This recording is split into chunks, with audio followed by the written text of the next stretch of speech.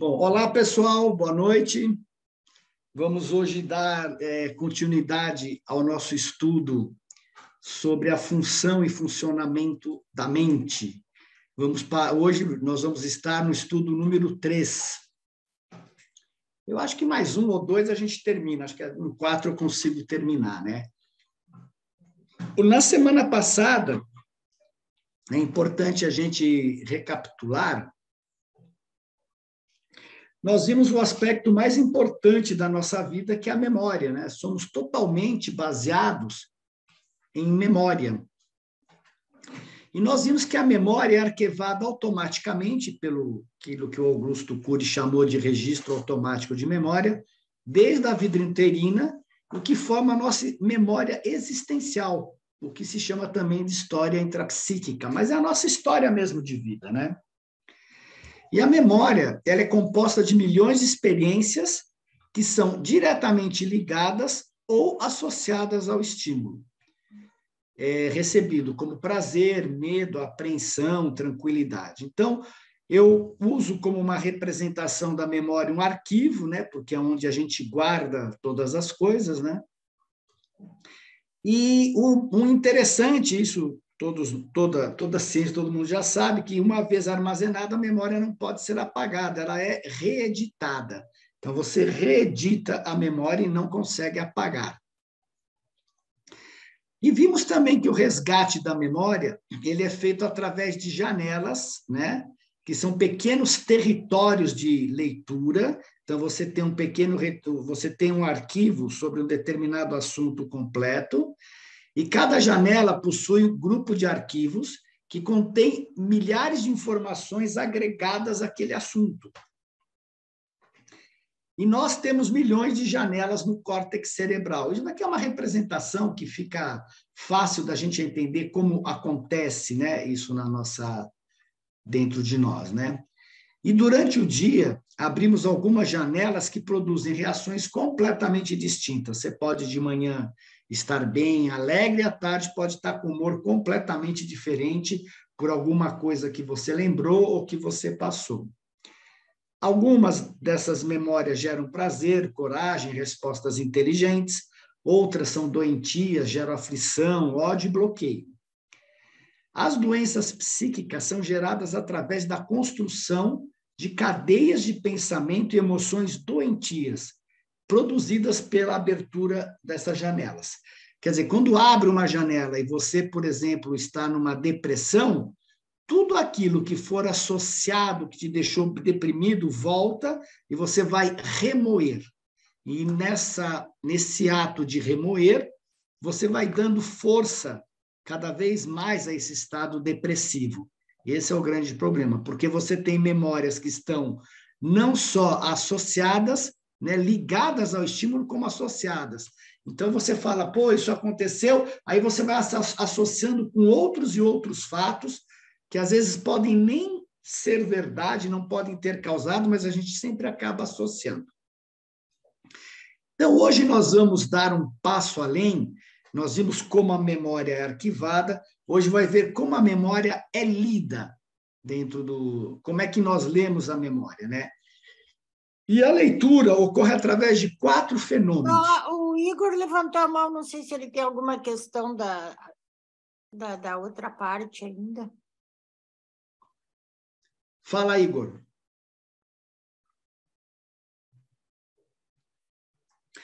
Eu acho que não.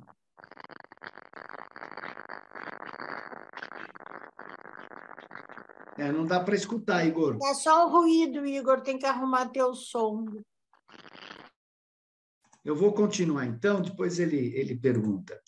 E a leitura ocorre através de 4 fenômenos, que um é chamado autochecagem da memória, outro que ele fica checando, bom, nós vamos ver detalhes, autochecagem da memória, o autofluxo, a âncora e o eu. E cada um desses fenômenos fornece um resultado diferente ao interagir com a nossa memória. A memória que é a nossa história existencial, né? Tudo aquilo que nós carregamos a vida toda. Pois bem, o que vem ser a autochecagem? Ela é o gatilho da memória. Por que é o gatilho da memória? Porque ela verifica junto à memória todos os estímulos, quer sejam internos ou externos, recebidos pela pessoa, gerando um gatilho que produz as primeiras reações, pensamentos e emoções nas diversas situações que nos encontramos. E são reações imediatas, né? De ansiedade, de respostas rápidas e impensadas, movimentos musculares, irritação e impulsividade, reações instintivas, indignação e angústia. Essas reações não foram programadas ou elaboradas pelo eu, mas produzidas automática e espontaneamente.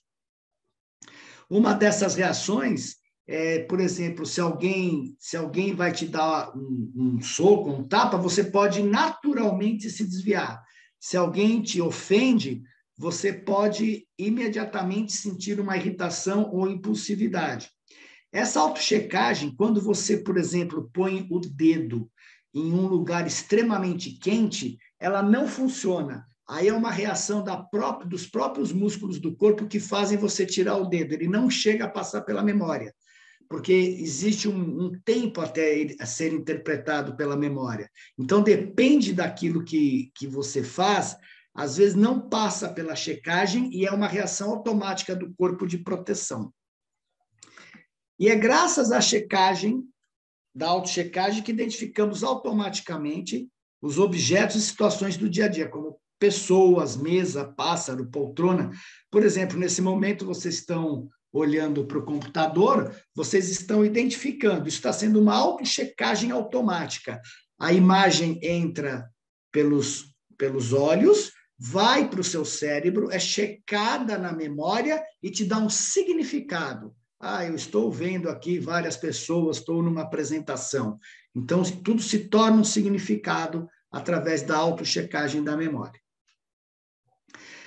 Antes de passar pela memória, os estímulos não têm significado para a pessoa. Eles chamam do que sejam ahistóricos, né?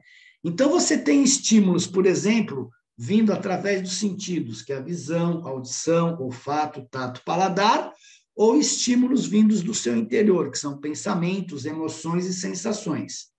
O que vai acontecer? Esse estímulo chega, é checado na sua memória, e ao passar pela memória, eles ganham significado, de acordo com a nossa história. É dessa forma que reconhecemos lugares, pessoas e geram reações antes de chegar à consciência. Isso é facilmente observado, você vê numa criança ou num bebê, que você vai ajudando ele a criar significado das coisas na vida. Isso é interessante, né? Enquanto não tem significado, a pessoa fica assustada. Isso era muito natural nos povos primitivos, onde eles tinham medo do trovão, da chuva, da lua cheia, porque aquilo tudo para eles não tinha um significado, não tinha um sentido tudo aquilo acontecer, eles não tinham controle disso. Então era checado pela memória e eles temiam, né? E esse gatilho, ele imediatamente vai gerar pensamentos e reações antes de chegar à consciência. A bem da verdade, ele está ligado à parte emocional e a gente vai ver detalhes disso daqui. Então, essa é a autochecagem. Você não faz nada. Quando você olha para alguma coisa, imediatamente aquilo vem como significado para dentro de você.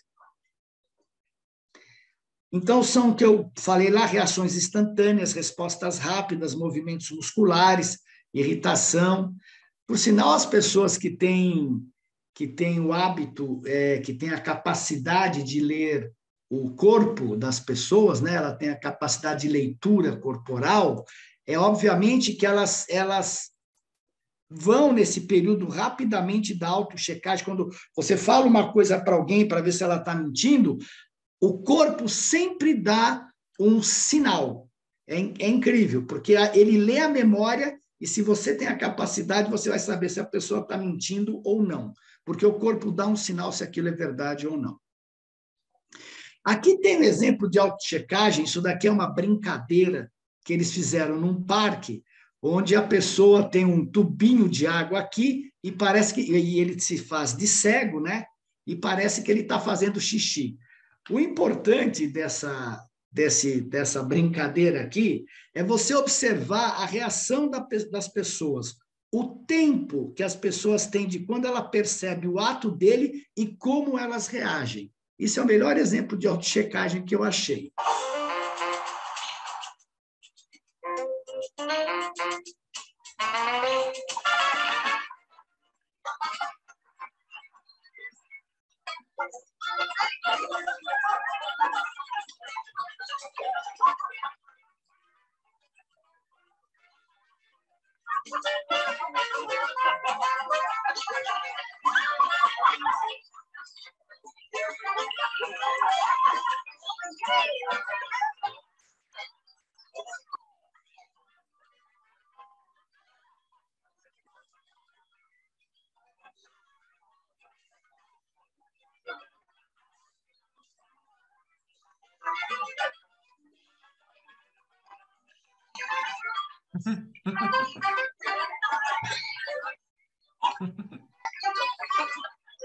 Ai, ai, ai.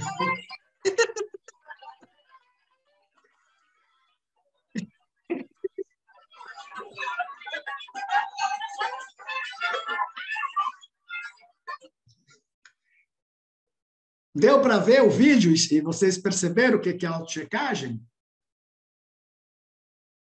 Então, esse é um exemplo de autochecagem. Você vê, o cara estava totalmente distraído numa boa e, de repente, vem aquela reação automática de autodefesa ou de ataque, como foi no último. Ele se sentiu agredido, ele saiu correndo atrás do cara que, teoricamente, era cego, né? É muito legal esses pranks que eles fazem, essas pegadinhas que eles fazem lá. Essa é legal. Bom, os fatos sobre a autochecagem. Pensar não é uma opção, mas é uma coisa inevitável. Então, quando já entra, você já vai gerar esses pensamentos e emoções. Não é apenas um desejo consciente do eu, mas um fluxo da nossa psique. A meditação e o relaxamento ajudam, mas não interrompem o processo construtivo. E aí a gente lembra, vamos lembrar aquilo que nós conversamos no nosso primeiro estudo, que entre o espírito e a energia que está aqui no universo se interpõe a mente. Que quanto mais a diferença entre o espírito e a energia, que no paraíso um só, mais tem atuação da mente. Isto é, o fluxo na psique, que é essa parte que fica falando o tempo inteiro com a gente. Porque não está a mente aquietada para ter a conexão com o ajustador. O ajustador pode, sim, interromper esse fluxo de energia, mas é um trabalho nosso a princípio. Mesmo durante o sono, esse fenômeno é ativo, criando personagens, ambientes e circunstâncias. O alto fluxo pode fomentar uma mente hiperacelerada, hiperpreocupada, expandindo os níveis de ansiedade. Existe um tipo de... Você, quando tem uma mente acelerada, você fica o tempo inteiro tendo descargas de adrenalina. Você pensa uma coisa e tem uma descarga. Você pensa outra, você tem outra descarga de adrenalina. E isso se torna um problema, porque você fica, obviamente, extremamente excitado, né, acelerado e preocupado, dependente do nível de sentimentos que você venha a ter. E o gatilho torna-se um problema quando abre memórias, aquelas janelas traumáticas. Então, você é uma pessoa que tem tendência à depressão, por alguma coisa você lembra, ou por um estímulo interno, ou por algo externo, você lembra, ele abre uma janela e ele aprisiona o eu. Porque estas janelas traumáticas, elas têm um magnetismo muito forte, elas aprisionam o eu e continuam lendo as janelas, as memórias, tudo que está lá. E, obviamente, você vai tendo reações impulsivas, de angústia, radicalismo, fobias e tudo mais. A próxima forma de ler a memória é o chamado autofluxo. Ela lê contínua e diariamente inúmeros territórios da memória, produzindo uma usina de emoções e de pensamentos cotidianos sem autorização do eu. Ao contrário da autochecagem, que você precisa de um estímulo, o autofluxo ele é uma energia psíquica que fica continuamente lendo a nossa história, que é esta voz que não para de pensar na nossa cabeça. Então, a nossa energia sofre uma ação contínua e inevitável do autofluxo, e por isso não conseguimos interromper os pensamentos. Você pode tentar parar os pensamentos, mas você não consegue. Você vai ficar um segundinho, nem talvez meio segundo quieto, e dali a pouco já pipoca na sua mente vários pensamentos, né? Então, o alto fluxo lê continuamente a memória, passa por aqui, produzindo o quê? Pensamentos, que é a voz que não para de falar dia e noite, que é o blá, blá, blá, blá na nossa cabeça, e emoções, que são as reações corporais aos pensamentos. Você tanto pode gerar só pensamento, como se for alguma coisa do teu pensamento, você pode gerar uma raiva. Poxa vida, olha o que aquela pessoa fez comigo. Então, desse pensamento que você lembra, gera uma raiva para aquilo lá.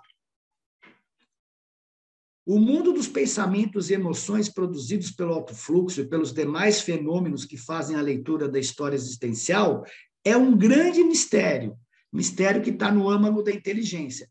Provavelmente isso daqui esteja ligado também aos espíritos ajudantes da mente, né?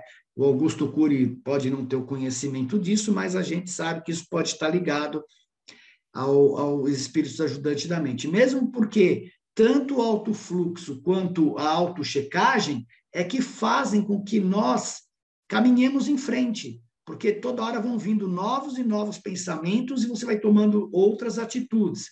Se a gente não tivesse pensamentos e impulsos para caminhar, não haveria evolução. O alto fluxo é responsável pela leitura da história existencial e pela reorganização do caos da energia psíquica e pela construção inconsciente de ideias e da educação, orientação e organização do eu. Quer dizer, é o alto fluxo que vai te ajudar a educar esta parte e organizar o eu e os seus pensamentos. Ele transforma contínua e inevitavelmente a energia psíquica, independente das características doentias ou saudáveis dos pensamentos que produz. Esse é o problema, não tem consciência. Ele simplesmente, a função dele é ler. Ele lê, vem para a tua mente, e daí você começa o processo associativo, ou de traumas, ou de coisas boas, depende de como você estiver no momento. É o alto fluxo que forma o eu, e não a educação familiar. Essa é uma frase muito interessante dele, né? Precisaria aprofundar mais, mas por que é o alto fluxo? Porque a formação familiar, ela pode te dar a base, mas quem vai formar o eu de verdade é você com os seus pensamentos. Daquilo que você interpreta do que você recebeu na sua educação familiar. Sem eles, jamais desenvolveríamos a consciência existencial.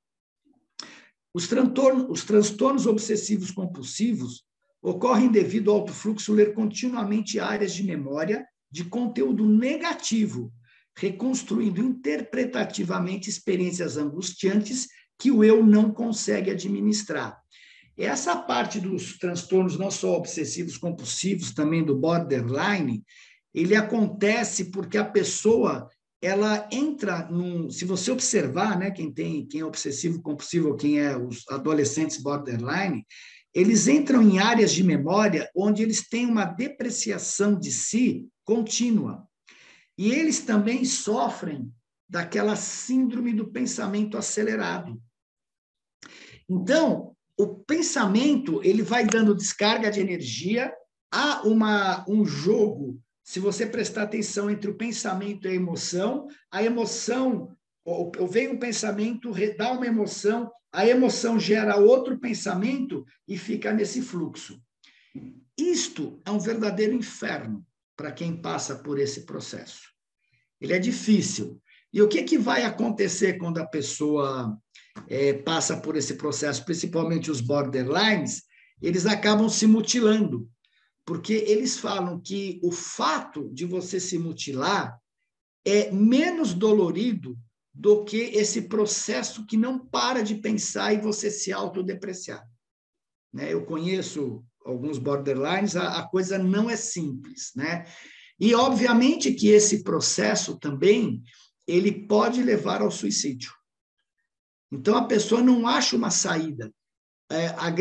O grande ponto do borderline é que, às vezes, ele precisa de uma atenção especial, e ele pode não sentir que tem atenção em casa, e ele precisa de medicamentos.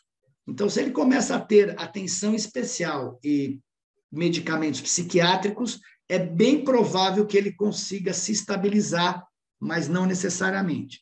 Geralmente, quando chega perto dos 17, 18 anos, muitos dos borderlines perdem completamente o transtorno. Esse transtorno mental, eles voltam a ser normais.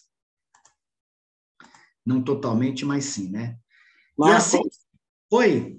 Está conseguindo me ouvir agora? Sim. Troquei do celular para o computador. Olha, eu tinha uma pergunta para fazer, mais ou menos um conjunto de peças para a pergunta final. A memória, ela é um conjunto de visualização, né, por assim dizer. É um conjunto de? Uma ação. Eu corro, mais ou menos, ganho uma competição. Isso grava na minha memória, por assim dizer. Não. A memória, agora que você acabou de falar comigo, tudo que você falou já foi gravado na sua memória. Sim. Tudo. Só que aí, tudo que eu falo, uma ação simples como essa, pode ser gravado na memória. Só que qual é a linha divisória entre a memória, pelo nosso cérebro, a mente mortal, e a experiência que é controlada, gerenciada pelo ajustador para a construção da alma? A diferença, você vai ver um pouquinho mais para frente, é que das nossas reações animais, onde você tem principalmente na autochecagem da memória, eu falei que a emoção ela vem antes do pensamento. E o nosso trabalho do eu, o eu vai trabalhar justamente educar essas reações de origem animal, com base nos valores divinos. Então, o nosso trabalho é que o ajustador do pensamento, ele imprime os valores superiores na nossa mente e nós praticamos no dia a dia esses valores, refreando por exemplo, uma autochecagem, alguém te dá um tapa, você pode estar com um revólver na mão, você pode apertar o gatilho.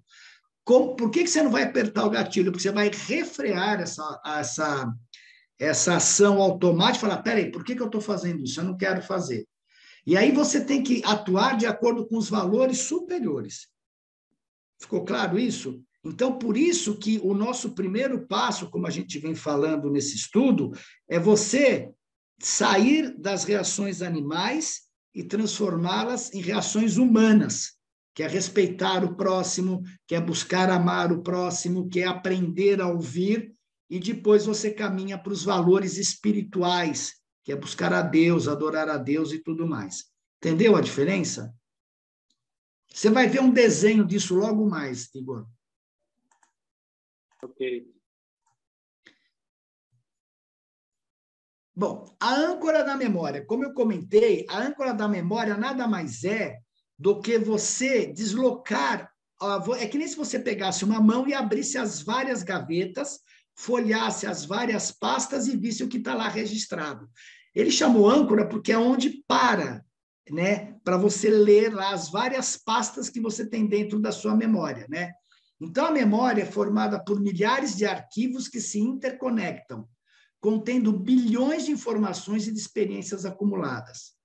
Ela não está toda disponível, seu acesso para a leitura é por grupo de arquivos. A âncora é um fenômeno inconsciente que modifica o território da leitura da memória, permitindo, assim, novos pensamentos e emoções. Corresponde à fixação da leitura da nossa história em determinados territórios de memória. É usado e deslocado pelos fenômenos da autochecagem, autofluxo e do eu, que lê o seu conteúdo. Em casa, em cada ambiente, por exemplo, na casa, no escritório, a âncora dirige o território da leitura para um grupo de informações básicas que ficam disponíveis para os fenômenos que leem a mente. Por exemplo, você está sentado no teu escritório, você está trabalhando, das 6 horas, você fala assim, eu preciso ir para casa. Você já percebeu que imediatamente você já pode pensar no caminho que você vai fazer, o que você vai fazer quando chegar em casa, você já vai ter todos os componentes necessários para chegar na tua casa? A âncora, quando você expressou o desejo, eu vou para casa, ela tirou a leitura de tudo aquilo que você estava fazendo no trabalho e focou na memória da sua casa. Então, é o caminho que eu tenho que ir, o que eu vou encontrar. Se a tua vida é feliz, você vai sentir felicidade por chegar em casa. Se a tua vida é difícil em casa, você vai falar, cara, eu vou parar no bar e beber alguma coisa, porque eu não aguento ficar na minha casa. Então, esta é a âncora, ela vai deslocando e lendo os vários arquivos de memória do que você faz. Aí você fala assim, no meio do caminho, e aí vem uma interferência, né? Você está indo para a tua casa, você fala assim, cara, esqueci que eu preciso passar no supermercado. Então, você vem uma interferência naquele teu objetivo, você desvia, passa no supermercado e vai para casa. Então, você vê como a leitura de memória, a âncora vai deslocando entre as várias pastas e vai te dando um input para você agir. Ficou claro isso? Ficou claro? Deu para entender como é que funciona? Né? É só você parar. Quer fazer um exemplo legal? Para meditar daqui a pouco. Fala assim, agora eu vou meditar, por exemplo, no ajustador do pensamento. Daqui a pouquinho vem assim, eu estou com fome. Ah, não, agora eu quero ir no banheiro. Você não consegue parar. É a âncora da memória que pela autochecagem ou pelo autofluxo vai caminhando nas outras partes e te tira o foco daquilo que você estava fazendo. Porque se você ficasse verdadeiramente parado no foco, nunca mais você ia sair dele. Apesar dessa parte nos atrapalhar, do alto fluxo, nos atrapalhar de ficar lendo a memória sem parar, se não fosse ela, você ficaria no foco ad eterno. Consegue entender isso? Então, algo tem que interromper aquilo. Só que ele interrompe, mas por um outro sentido, ele não pede licença para você para interromper para o eu, mas ele atrapalha a meditação. Então, você o que faz? Uma das técnicas que existem é você começar a ver esta corrente do pensamento do fluxo como um rio correndo e você não se identifica com ele. Você deixa ele passar, mas fica focado aonde você quer. Isso é um exercício que tem que ser feito. Porque senão você vai o tempo inteiro dar energia. E aí que vem as doenças. Porque se vem uma memória ruim, se você começa a trabalhar ela, você está dando energia para aquela memória. E nós vimos no estudo passado que quanto mais intenso uma memória, mais ela é gravada em áreas privilegiadas. Quando ela é gravada em área privilegiada, mais ela volta à sua mente. Todo instante ela fica voltando. Tanto é porque é por isso que quando você tem raiva de alguém, você fica ruminando horas. Você fica ruminando como eu vou me vingar, o que eu vou fazer, porque ela está gravada pela energia emocional da raiva, numa área privilegiada, e a âncora se desloca para lá muito mais vezes por dia. Fala, Ivanildo. Boa noite. Eu vou compartilhar com vocês uma experiência que eu fiz por muito tempo. Eu trabalhava com Reiki e eu precisava manter a minha mente sempre livre. Aí eu pensei, eu preciso de um gatilho para isso acontecer. E aí eu coloquei um pensamento de fundo, Deus, Deus, Deus. Eu passei durante anos fazendo isso. Eu trabalhei 25 anos com Reiki. Resultado, sempre que vinha alguma coisa que eu precisava de prestar atenção fortemente, aparecia o Deus lá. Ele apareceu em sonhos difíceis, simplesmente apareceu a minha voz falando Deus, Deus, Deus. É uma âncora, né? O que você fez, a bem da verdade, você criou esse programa no teu subconsciente. Então, por exemplo, poderia aparecer outra palavra, poderia aparecer alguma raiva, alguma outra coisa, mas pela repetição, você gravou um programa no seu subconsciente. A melhor forma de entender isso, e a mais simples, é a questão do dirigir. Quando você começa a dirigir, você é totalmente inconsciente. Aí, conforme o aprendizado, você se torna inconsciente, você se torna consciente do dirigir.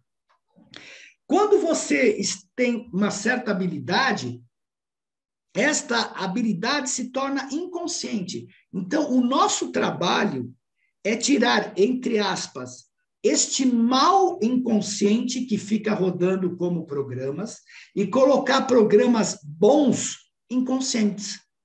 É exatamente a questão do dirigir. Eu não sei dirigir, eu faço besteira, eu erro. Eu vou lá, crio aprendo, e ele se torna inconsciente. Então, isso é tão válido que quando Jesus estava para ser crucificado, ele se aliviou pensando no belo pôr do sol, nos momentos bons da vida dele. Você tem que regravar, por isso que a gente fala, a memória é reeditada e regravada. Se você tem uma coisa obsessiva, aquilo vai ser... Você está dando energia para o lado mal, para o lobo mal. Agora, se você regravar para o, entre aspas, o lobo bom, você vai ter sempre pensamentos bons, momentos bons na vida. Essa é a diferença. Era mais ou menos isso que acontecia. Sempre Exatamente, que eu você cria um programa. Eu ficava tranquila e ainda acontece. Não, lógico, você cria um programa que você pode reeditar e reprogramar, se você quiser, para outra coisa. Mas o processo é esse, demora um tempo, mas você cria um programa dentro de você. A questão da mente subconsciente é muito legal a partir do instante que se tem a genética boa, se tem a população bem educada, você tenha condições boas de vida. Porque do jeito que é o mundo aqui, com a genética que a gente tem, com os hábitos que a gente tem, o que está sendo gravado como programa na mente das pessoas? Assassinato, morte, a violência. É fácil, é só você olhar. E esse é o nosso trabalho, é sair disso e educar esta mente reativa para coisas melhores. Fala, Moacir. Então, Marcos, eu vou te fazer uma pergunta que talvez fuja exatamente do que você está colocando aí, né? Mas eu estudei muito isso, tive até problemas com isso, e até hoje eu tenho problemas em leitura, em prestar atenção, e que seria o nome técnico, seria dislexia. Ela existe em vários, como é que se diz, graus. Graus. Entendeu? A minha é um pouco leve e eu tive conhecimento, já fiz tratamento com relação a isso, inclusive na relação de, como é que eu vou te dizer, de prestar atenção, eu simplifico tudo. Às vezes, uma palestra como a tua hoje, eu vou fazendo, a minha memória vai simplificando tudo. Eu não preciso saber ipsis literis.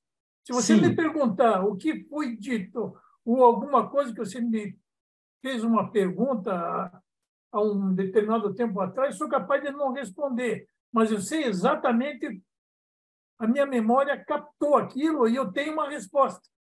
Perfeito. Mas ela não é ipsis literis, entendeu? É uma simplificação. Perfeito. Isso acontece na leitura, acontece numa palestra, enfim, é um problema de um grau bem leve, evidentemente, né? Mas graças a Deus. E isso eu vi esses dias, até uma entrevista me chamou a atenção por isso. Não tem um cantor aí, não sei o quê, Ralph, como é que é? Christian e Ralph. Christian e Ralph. Eu fui ver que ele tem uma dislexia entre pontos e vírgulas. É uma coisa inacreditável. Então, a leitura dele, ela não... A pessoa, desculpa me alongar, há pessoas que só podem ler, ela não pode ler dinamicamente. Não sei se você entende isso. Sim. Ela tem que ler ou a vírgula, prestar atenção, o ponto, e o cérebro ir correndo junto com a leitura dela. Agora, existem pessoas que não. E talvez seja esse o problema. Agora, eu não sei se você poderia dar uma resposta a isso, ou isso seria um outro estudo. Desculpa, eu não sei falar sobre isso, né? Eu nunca estudei, eu não sei o que neurologicamente isso pode estar afetando e como se curaria isso, mas eu sei que tem uma síndrome, por exemplo, que a pessoa lê e ela não esquece. Inclusive, teve um rapaz lá na Inglaterra, ele tinha lido em vida 9.000 livros, você podia perguntar para ele o que tivesse em qualquer página, ele te falava direitinho. Mas ele tinha uma... Não era dislexia, não. Eu não me lembro se é síndrome de É o Asperger. contrário da É o dislexia. contrário. Ele guardava tudo, ele Sim. sabia tudo direitinho, o que ele lia tem. O que acontece é que, na nossa mente subconsciente, no interno, vou dizer, mente inconsciente, tudo está lá gravado. O problema é que você tirar os filtros para acessar tudo isso.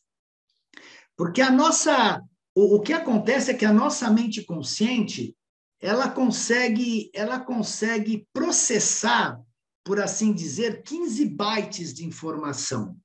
15 bytes. Enquanto que o ambiente que você está olhando, tudo que você está captando aqui no momento, ele é capaz de perceber, se não me engano, 40 milhões de bytes de informação. Então, mas a tua mente não consegue processar tudo que você está captando no ambiente agora. Ela vai captar e processar uma parte.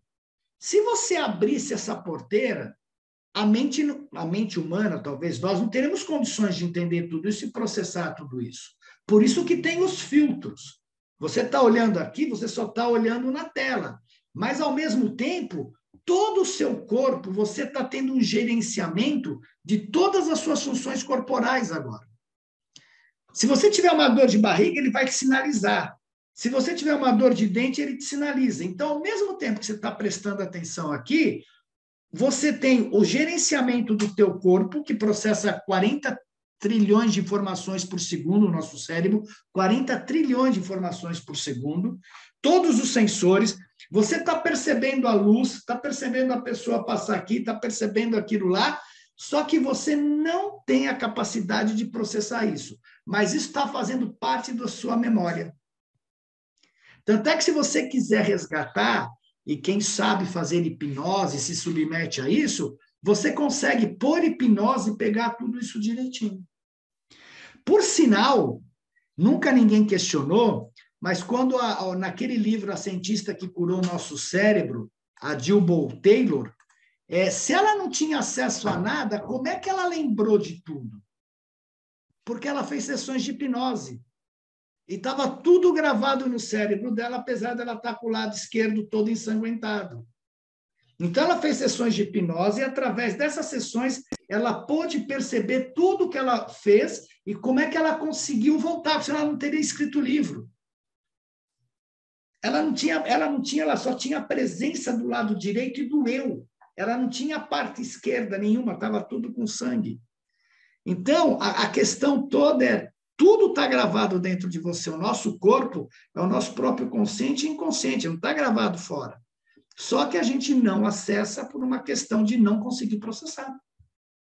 Por que não processa? Não sei. Eles falam que os seres de 3 cérebros têm um processamento um pouco maior que o nosso, né? E são mais suscetíveis a fazer a vontade do ajustador e têm maior percepção de visão e audição e outras coisas mais. Então, Marcos, só desculpe te interromper. É tanta verdade que eu fiz 2 questões grandes na minha vida de regressão mental, até o nascimento, alguma coisa parecida. Até por isso que eu já falei para você que eu estou escrevendo minhas memórias até de medo. E eu aprendi nessas regressões coisas que eu não sabia. Perfeito. Você veja que interessante. Perfeito. Foi numa sessão né, e eu acabei memorizando de volta o que eu já sabia. Só que aquilo parece que estava bloqueado. E desbloqueou e hoje eu estou consciente e de medo eu escrevi. Então, vou te falar uma coisa curiosa. Uma das curas mais bonitas que o Augusto Cury fez foi num rapaz que ele não conseguia gravar nada na memória. Não impressionava a memória dele. Ele não tinha medo, ele não tinha nada. Não impressionava.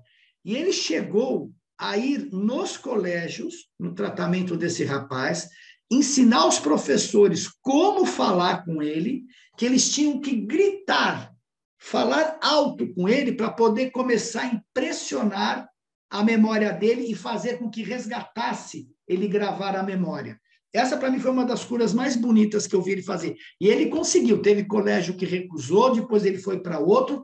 Os professores fizeram isso, falavam alto, e aí foi começando a impressionar, porque, ao falar alto, se alguém fala alto com a gente já reage. Né? Se alguém grita com você já reage.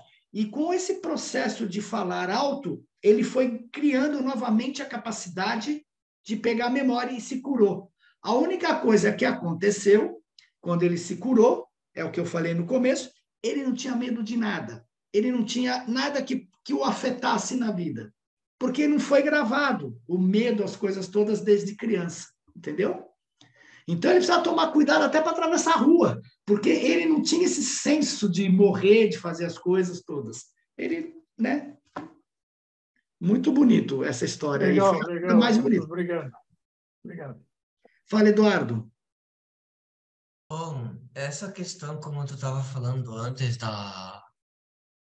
do cérebro, da mente, da memória, por exemplo, como você tinha dito antes como dirigir um carro. Eu dirijo o carro desde 2016, quando eu fiz a habilitação. E até hoje o meu cérebro, quando eu pego o carro, eu já sei, eu nem preciso mais olhar a marcha, eu só uso o pé esquerdo para a embreagem, o pé direito para o freio e para o acelerador. Perfeito. É uma sincronização. Isto, e é esse o segredo, é você ir trabalhando essas suas questões de memória, esses traumas que você tem, e reescrevendo a memória. Isto é reescrever a memória. Bom, deixa eu ir em frente. Obrigado. Obrigado você. Bom, a âncora da memória. Os deslocamentos da âncora, obviamente, direcionam a qualidade das ideias e reações emocionais que produzimos num determinado momento. Se você vai para uma área de memória que você tem um grande ódio, uma grande raiva, você vai fazer besteira. Se você vai para a área de memória onde você tem compaixão, você já vai reagir de forma diferente, né? Ao expressarmos livremente as emoções sem constrangimento, a âncora deslocou a leitura da história existencial para áreas onde há plena liberdade de se produzir as construções do pensamento. Isso aqui é interessante, porque nós temos um monte de filtros que nós aprendemos. Ninguém de nós aqui, eu duvido que alguém pegue aqui e comece a falar tudo que está passando pela cabeça. Porque você sabe que você não está pensando coisa boa, você está pensando coisa boa e coisa ruim. Então, ninguém aqui vai pegar e vai começar a falar por causa dos filtros. E quem nos põe esses filtros são a sociedade. Porque se não fosse esses filtros, as crianças geralmente não têm filtros. Uma fala para a outra aquilo que ela pensa, e não deixa de ser uma crueldade no nosso sentido. Mas as crianças não têm filtro, elas falam aquilo que elas sentem e que elas pensam, naturalmente. Só que as regras sociais nos obrigam a ter filtros. E também nos educam, porque a gente também não pode... Você tem que respeitar o outro, né? Agora, é melhor não ter filtro ou ter filtro? Não sei. Mas eu vejo que o filtro, pelo menos, tem uma função de você poder conviver em sociedade. Em um local público, não iríamos nos expressar livremente. A liberdade de construção dos pensamentos seria reduzida, dando a sensação que não podemos raciocinar. Então, a âncora se deslocou para áreas ligadas a fobias, julgamentos, gerando restrições na construção dos pensamentos, dos nossos pensamentos. Em um ataque de pânico, o gatilho da autochecagem, né, que checa a memória, é acionado, deslocando a âncora para determinadas regiões de memória, restringindo o seu território de leitura. Quer dizer, você fica com foco só no problema. Não existe mais nada para você no seu problema. A partir desse território se produz a leitura da história, que gerarão emoções intensamente ansiosas e pensamentos mórbidos, que, canalizados para o córtex cerebral, gerarão sintomas psicossomáticos. O deslocamento é rápido e dramático, gerando construção de ideias de desmaio, reações fóbicas. Geralmente, as mulheres, mais no passado, qualquer coisa elas queriam chorar. Ah, não aguento, eu vou chorar. Então, são reações que você vai tendo por estar naquela área. E essa restrição da memória, você vê, é a pura verdade. Você não consegue. Você fica ruminando que nem gado. Fica com aquela coisa, ela vai para dentro e volta para a boca, vai para dentro e volta. Não, mas por que ele fez isso comigo? Aí você vai associando. Cara, mas isso aconteceu, ele já fez 500 vezes essa coisa comigo. Como é que pode alguém agir assim? E você vai construindo toda uma história ao redor disso que você fica enredado, você fica emaranhado. E aí que é o problema. Um exemplo de autochecagem, autofluxo mais âncora. É o que eu acabei de falar. Você não quer pensar em uma pessoa que ofendeu, mas não consegue. Você não consegue por uma razão muito simples. Porque se ela ofendeu e pegou sua memória, você está com raiva dela. E se você está com raiva, essa raiva não é direcionada, você vai ficar ruminando. A autochecagem abriu a janela, né, uma área no córtex cerebral, através do deslocamento da âncora, onde está arquivado o ofensor e a ofensa. Então, fui lá, falei, olha aqui, tem o ofensor e a ofensa. Em seguida, o autofluxo, que fica além da memória o tempo inteiro, se ancora nessa janela, né? E constrói milhares de pensamentos e imagens mentais relativos a ela. Raiva, vingança, como eu vou responder. Se o eu não tiver controle, ele irá se banquetear deste alimento psíquico produzido pelo inconsciente, podendo reagir externamente ao agressor. Eu vou lá e dou um soco, brigo ou me defendo, ou remoer internamente. Você guarda para você, e aí, se você guarda para você essa raiva, você vai criar uma somatização. Então, fica um jogo, se vocês repararem, entre o inconsciente e o consciente. E fica essa rodando em círculos, como a gente fala. O eu é a consciência de si mesmo, dos parâmetros históricos e psíquicos, dos meus parâmetros, dos seus parâmetros históricos e psíquicos.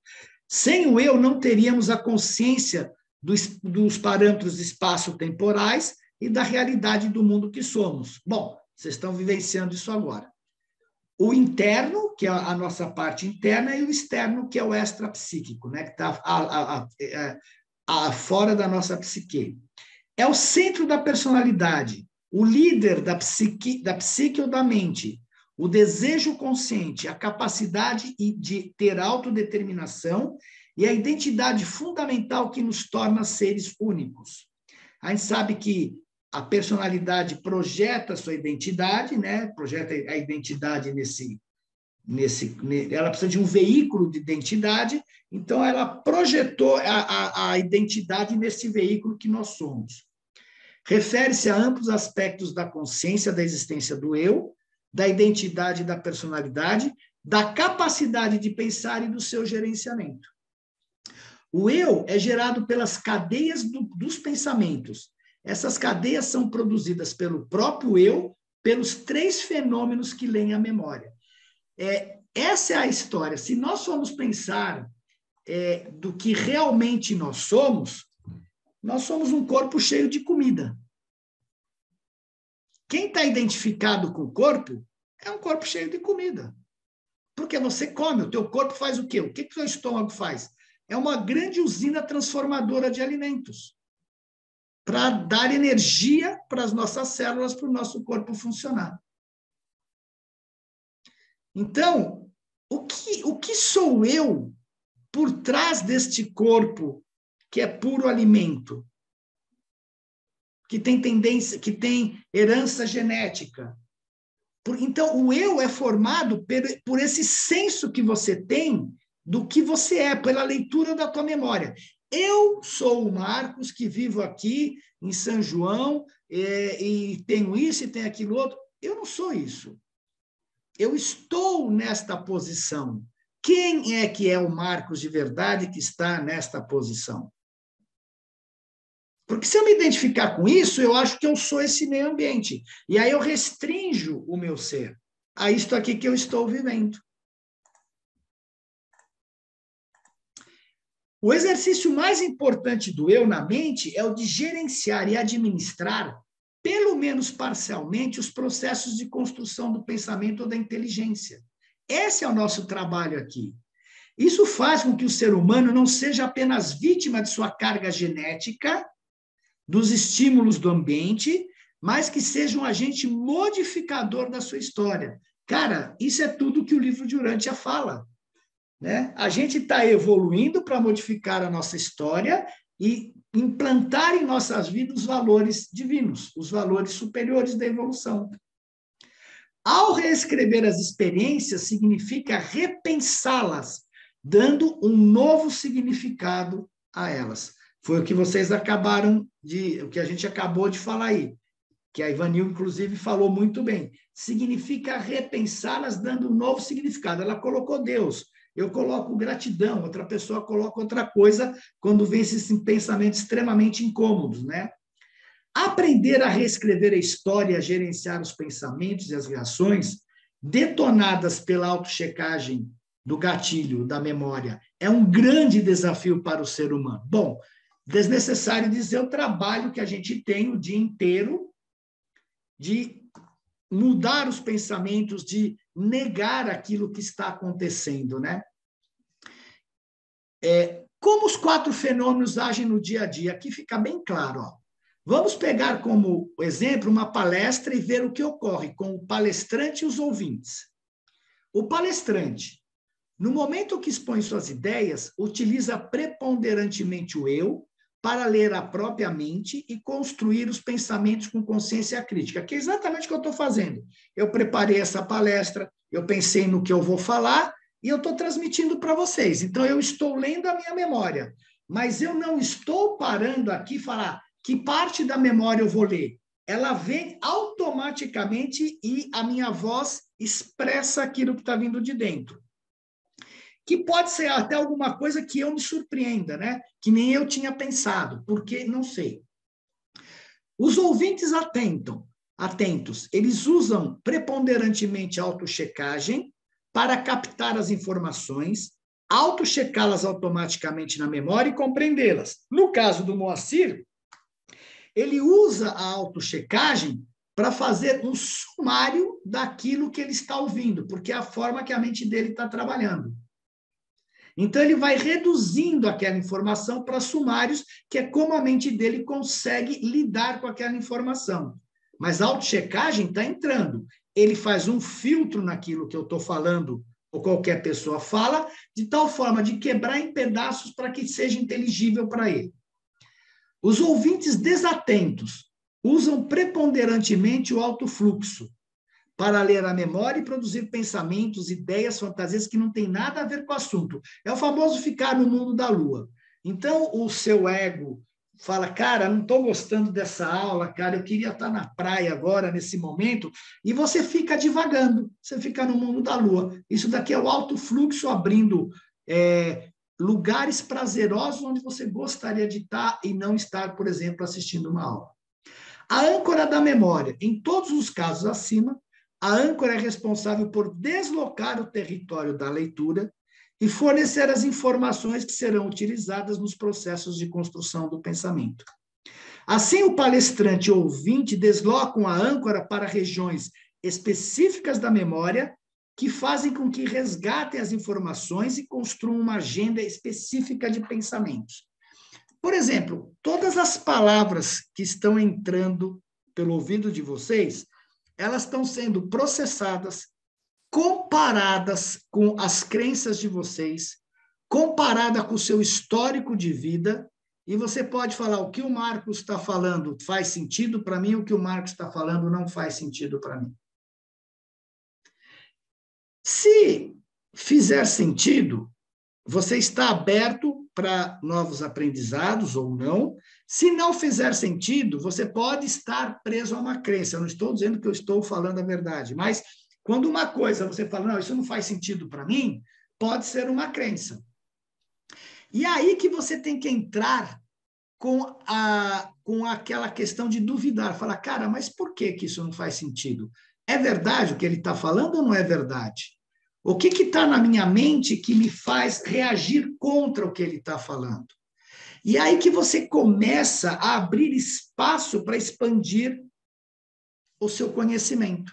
Checar as suas crenças, que elas vêm automaticamente, né, na sua cabeça, você pode aceitar ou não aceitar, e aí você vai expandindo esse tipo de o conhecimento para novas possibilidades.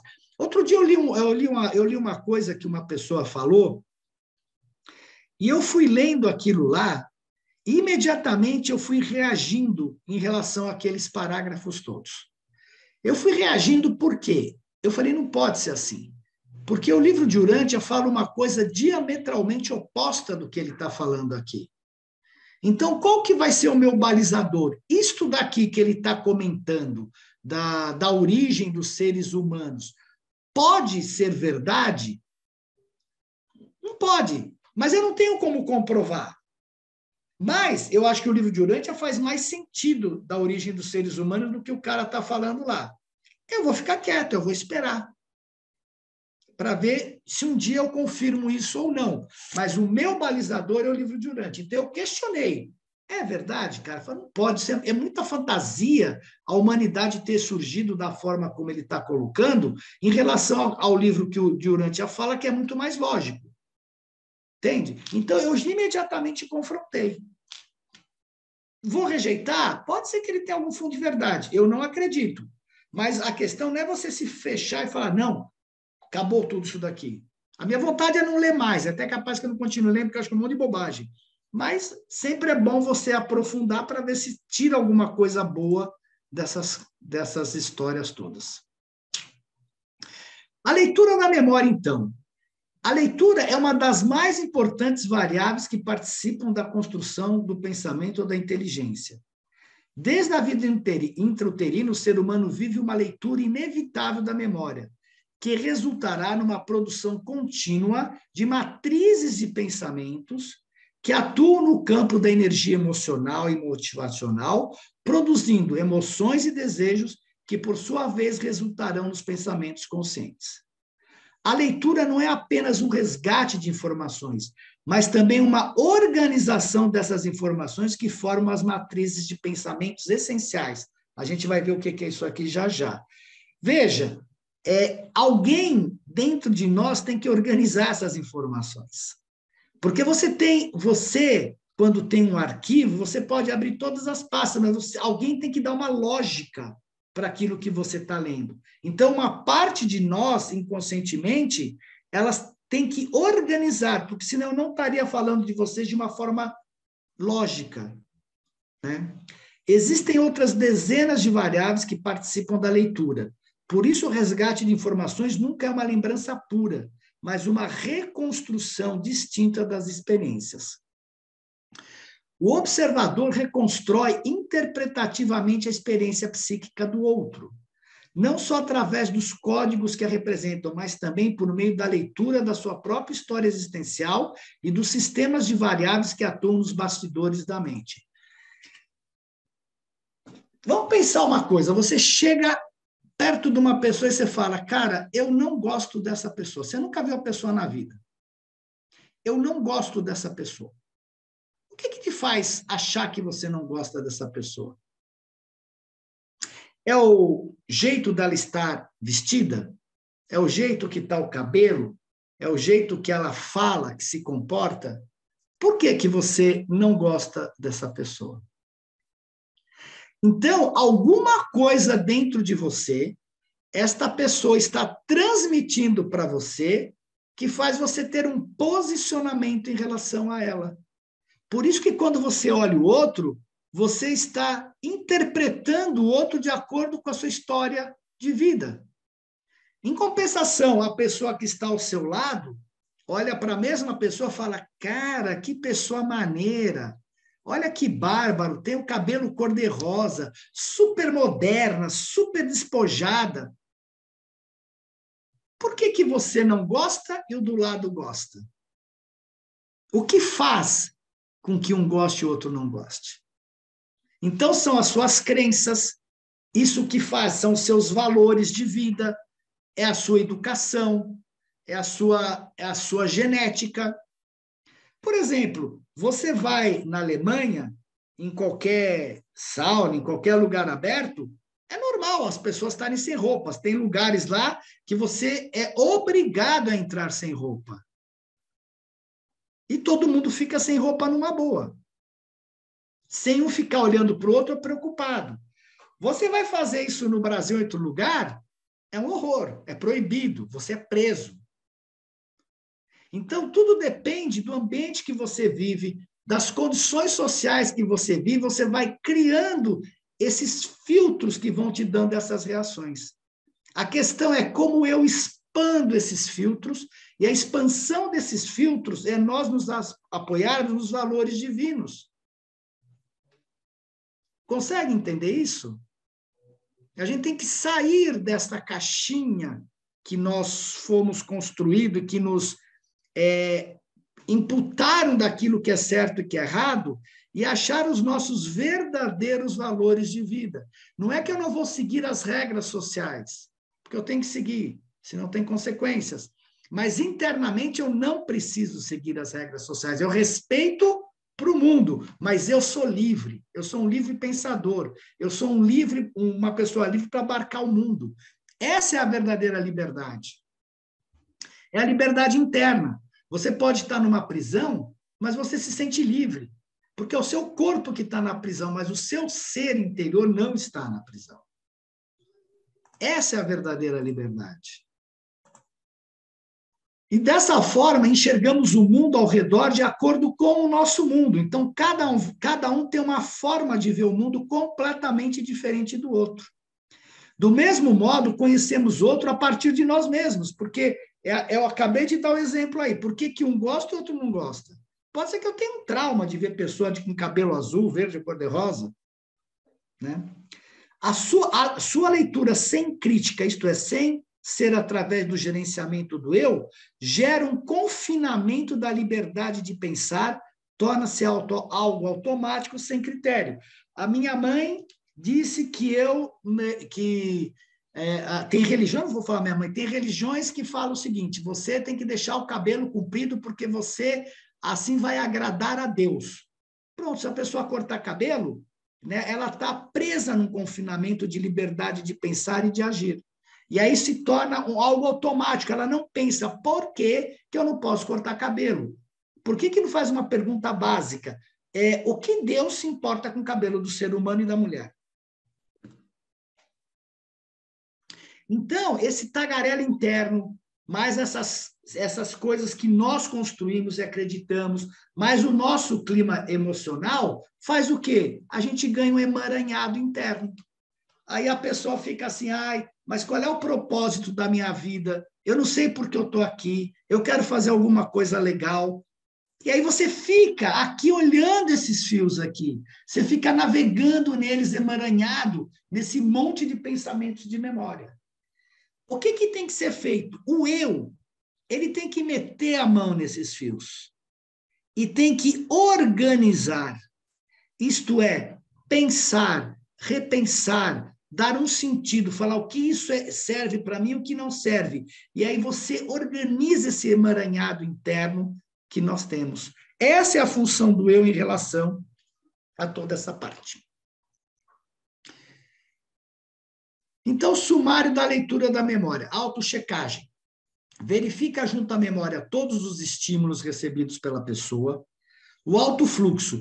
Lê contínua e diariamente inúmeros territórios da memória, produzindo uma usina de emoções e de pensamentos. Âncora. Fenômeno inconsciente que modifica o território de leitura da memória. O eu é a consciência de si mesmo e que tem que gerenciar tudo aqui para trás. A memória é lida por conteúdos seletivos e não por índices. A história da personalidade arquivada na memória só pode ser reeditada, reescrita e não apagada. E o processo de leitura sofre influência do estado psíquico no momento, a carga genética, efeito de drogas, bebidas, estresse ou emoção. Aqui tem uma coisinha curiosa, é um vídeo muito antigo, mas ele é bonitinho. Vamos ver o que vocês acham. E aí vocês vão ver como que essa parte, lógico que aqui está maximizado, né, o resultado, mas mostra como nós somos influenciados pelo nosso estado psíquico do momento.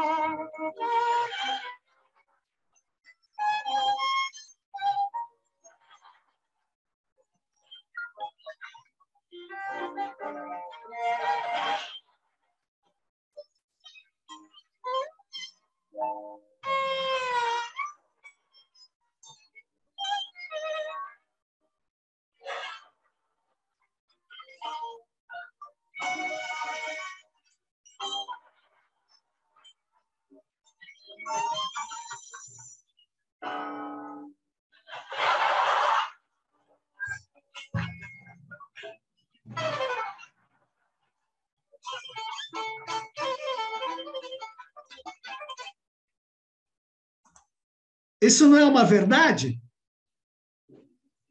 A gente não vai para o estádio de futebol, vai beber, vai usar drogas para mostrar a realidade para a gente que nós queremos criar dentro de nós? Você viu que a cada gole de cerveja, ele estava tirando as barreiras, lógico, é tudo simbólico, ele estava tirando as barreiras críticas dentro dele, deixando o instinto aflorar continuamente. Porque, teoricamente, a cada gole ele punha mais álcool, ele perdia mais e mais a consciência crítica e expressava o verdadeiro sentimento dele. Isso que ele estava vendo é o pensamento essencial dele. É a verdade que está dentro dele. Nós vamos ver os pensamentos essenciais, entre aspas, né, que a gente não vê, mas é como se fosse o verdadeiro pensamento dele que tivesse lá dentro. Ele tirou todos os filtros e era aquilo que ele queria ver da mulher mesmo. Só que os filtros impedem de você fazer isso. Bom, como é que é o processo de construção do pensamento, então? Os pensamentos existem devido à energia psíquica sofrer um fluxo vital de transformações. Sem isso, não haveria evolução intelectual. Isto é, as construções dinâmicas, ideias, pensamentos, análises, ansiedade, prazer, vêm à mente, se desorganizam em frações de segundo para, em seguida, serem reorganizados em novos campos de energia psíquica, novas emoções, novos pensamentos e modificações. Esta construção do campo da energia psíquica ocorre em 3 fases. Primeiro, eu comentei isso no estudo passado, organização. É a experiência do eu, é o pensamento e emoções que você está vivenciando agora.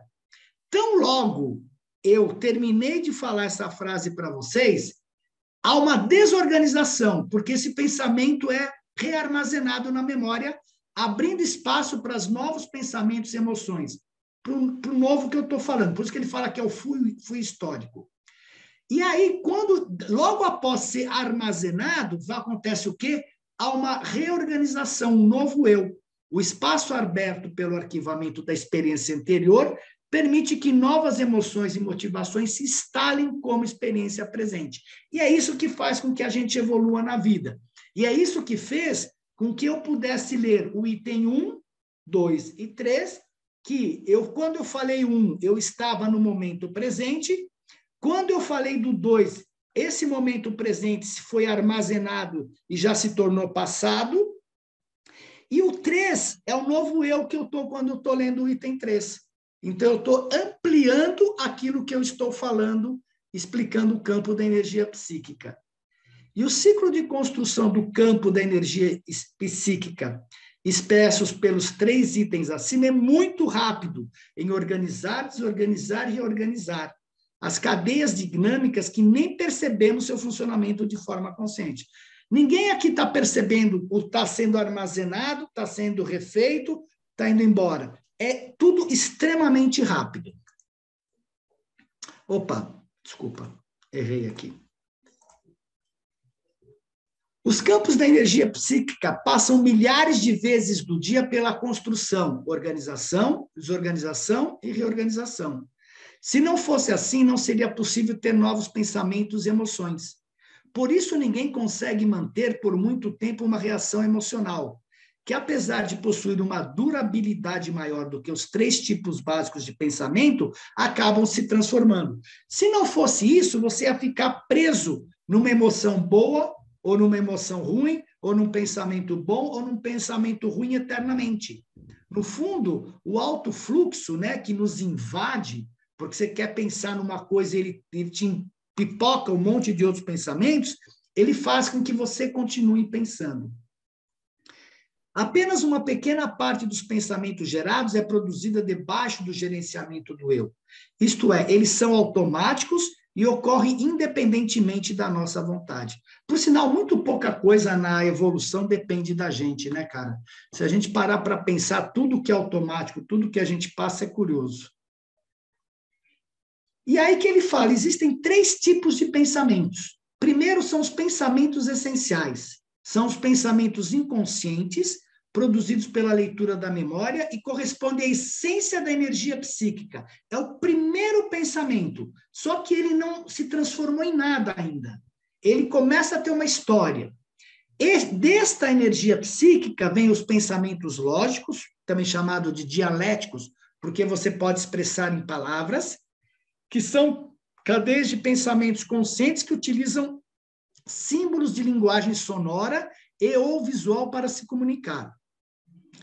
Tem natureza virtual e são produzidos a partir das leituras dos pensamentos essenciais. E o segundo é a consciência das emoções, que não podem ser expressos por palavras, por isso que é antidialético. Cadeias de pensamentos conscientes que não utilizam a linguagem sonora. São quadros mentais que expressam a consciência existencial das angústias, fobias, alegrias. Têm natureza virtual e são produzidos a partir das leituras dos pensamentos essenciais e das emoções. Por que é virtual? Porque o verdadeiro pensamento é este que é gerado. Só que quando você gera quando vem esse pensamento essencial, por algum processo, ele tem que se transformar numa reação corporal ou num pensamento. Vocês conseguem entender? Existe um pensamento verdadeiro por trás. Só que ele tem que encontrar uma forma de expressão para eu poder falar para vocês. Porque senão a gente não se comunicaria em palavras. Isso é uma exigência desse veículo. Eu poder me comunicar em palavras, só que eu não consigo expressar a realidade verdadeira para você. A gente só vai expressar essa realidade verdadeira a partir do momento que a gente tiver uma evolução mais superior. Mas aqui não dá para fazer isso. Eu sempre estou mascarando, eu posso não ter gostado, mas eu falo para você, eu gostei. Eu consigo mentir aqui, ou adulterar aquilo que eu senti verdadeiramente. Mas depois, lá para cima, você não vai conseguir mais fazer isso.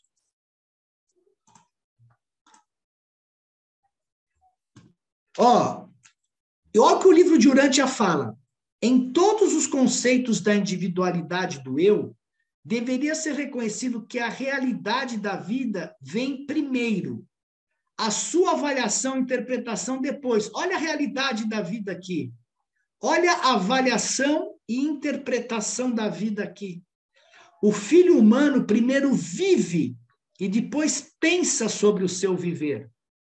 Na economia cósmica, o discernimento interior precede a previsão. Então, o pensamento essencial é aquilo que é a primeira reação, aquilo que primeira coisa te vem. E depois que você viveu aquilo, é que você vai pensar ou o teu corpo vai reagir emocionalmente.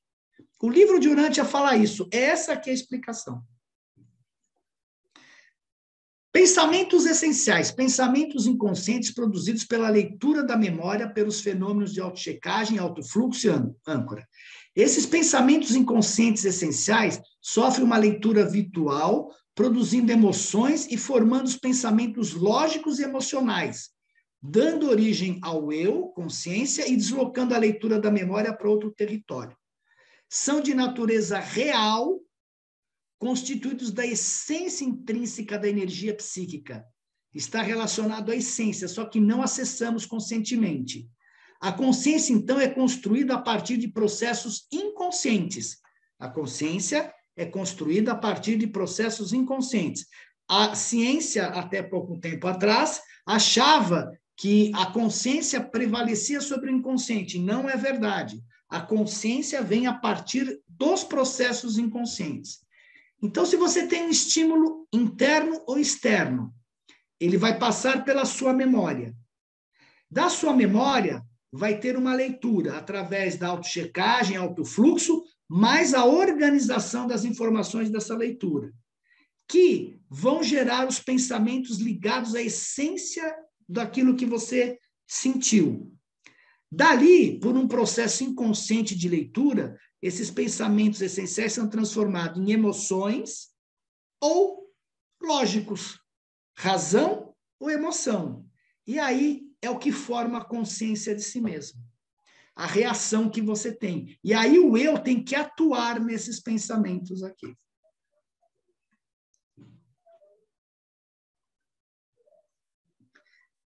Os pensamentos lógicos utilizam símbolos da linguagem sonora ou visual para se comunicar. São os responsáveis por toda a comunicação social. São pensamentos conscientes, lógicos e bem organizados, em cadeias arquivadas na memória. Por isso que é mais fácil lembrar e definir coisas concretas, como nome, endereço, equação.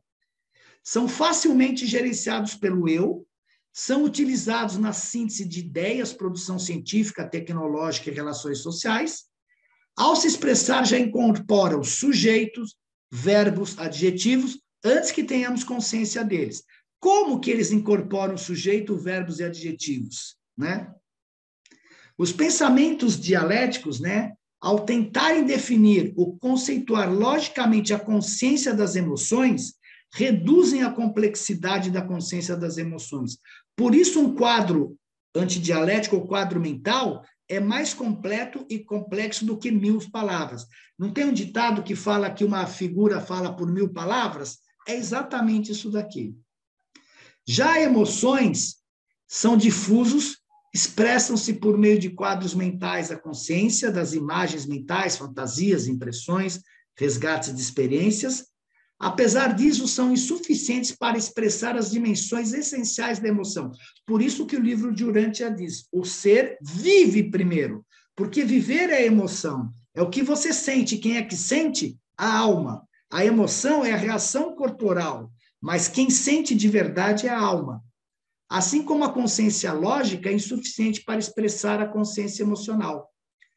São conscientes, embora nem sempre totalmente conscientes, não são bem organizados em relação ao arquivamento da memória, por isso que a gente não consegue expressar as emoções.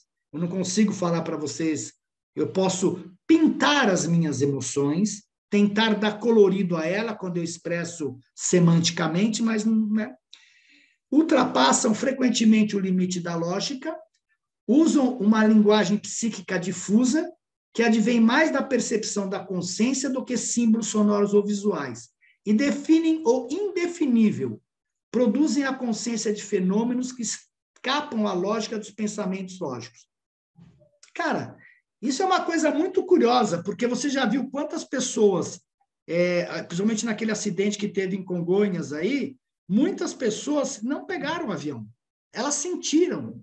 Umas se atrasaram porque o táxi atrasou, o cara brigou com o motorista e depois agradeceu. Mas outras sentiram, não pegue o avião. Isso passa a lógica. Porque se você usar a razão, você vai falar, por que eu não vou pegar o avião? Eu já estou aqui.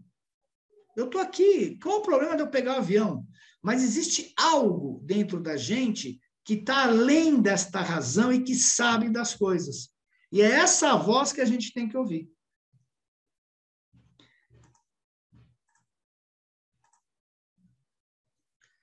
Qual a diferença entre os pensamentos? Os pensamentos lógicos são a nossa expressão verbal, concreta, não conseguem expressar completamente os pensamentos da expressão da consciência emocional. Ninguém consegue transmitir através da palavra alegria, amor e medo. Conseguimos sim transmitir uma ideia do que sentimos, mas não a experiência ou sentimento em si. É isso.